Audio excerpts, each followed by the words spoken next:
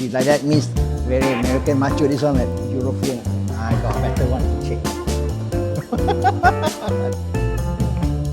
Okay, just to let you know, I am now a retiree since 2018.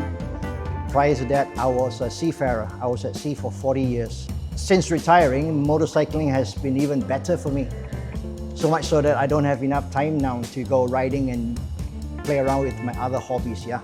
So where it fits in is time. I got a lot of time, but I've got a lot of other hobbies. And normally when I ride, it's always solo. I'm a solo rider.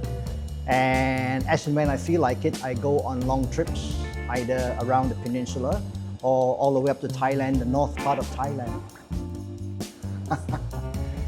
It began when I was, like most kids, age 17 years old. You first get your motorcycle license. At that time, I was very, very heavily into motocross.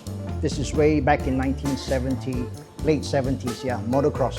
And back in the year 2000, I think, was when I started back again in earnest. I got a Suzuki Strut 750 full-on track bike, and I started riding again. So when I started again, the focus was on track riding. I had an hiatus, a stoppage between 2009, I think, and I came back in 2015 on a Versys 650. And with that bike, I started touring all the way up to the north of Thailand, and then subsequently, the itch for track riding came again. And I got instead the Kawasaki Z900s, yeah? One which I'm not very proud of this, but I wrote off. Came back with the insurance money, bought another and did more track days. And then after that, I got a Panigale 1199. And subsequently, I continued more with the touring. I like the touring part. And yeah, so here I am. From many other bikes now, I'm only down to one. Just the Suzuki GSX 1000 GX, all-purpose bike, I hope. Okay, you do see when you are a touring, yeah, you do see a lot of videos, people who have done it, yeah, and it's always the logistics of getting yourself there.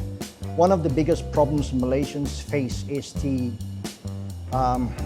carnet, the yellow card that you have for your bike. We cannot get one here because the AAM has been shut, and they were the ones who used to issue a carnet. So riding your own bike all the way up anywhere, like India and all, was out of the question. So the moment when I saw DAINESE advertise this, I said, hey, I'm in, because this is a rare opportunity to fulfill a dream, yeah?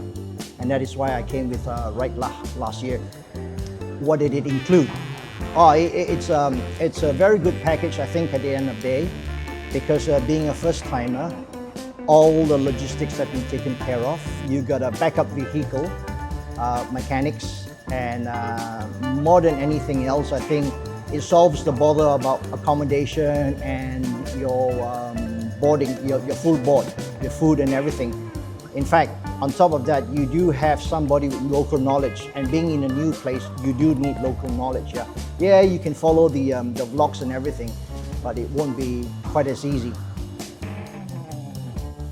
Yeah, it certainly did. The trip not only lived up to my expectations, and it gave me more. At first, I was a little bit apprehensive because I'm not used to riding in a group, but I got used to that. And for what was given, at the end of the day, when you watch the other videos where people lived and where they stayed, the accommodation and everything, what that trip last year did or gave was really excellent, you know, excellent. Now this is a good one. On orientation day, the first afternoon when we got to the bikes, we had to do an orientation ride. I fell off a cliff 3 meters, came out unscathed. It says that you need to wear proper riding kit. So that was my trip almost didn't start. It was a 3-meter fall, and I fell straight down, came away unscathed. I was very lucky. Oh yeah, more than do it again, I'm going for 2 back-to-back rides on the first 2 on this one, because where we went and where we are going, the north of India and the Himalaya is so big, so huge, and the scenery is just astounding, simply astounding. Around each corner, you could actually sit down and just stare at nothing for the entire day. Yeah, definitely I'm going back. There's so much more to experience, really. Okay, first of all, your personal protective gear. That means to say, your helmet, your jacket, your pants, and especially your boots. I cannot emphasize on that more than anything else. Primarily, this time it's going to be wet. You do not like to be riding in wet boots in cold weather. It does help if you have had some experience riding a little bit off-road or on your own, so that you do not become a liability for the rest of the group, because you have to remember you are riding in a group, not on your own. And if you are the weakest link in the group, everybody will have to come around you and carry you. Mesmerizing. That's the word, mesmerizing.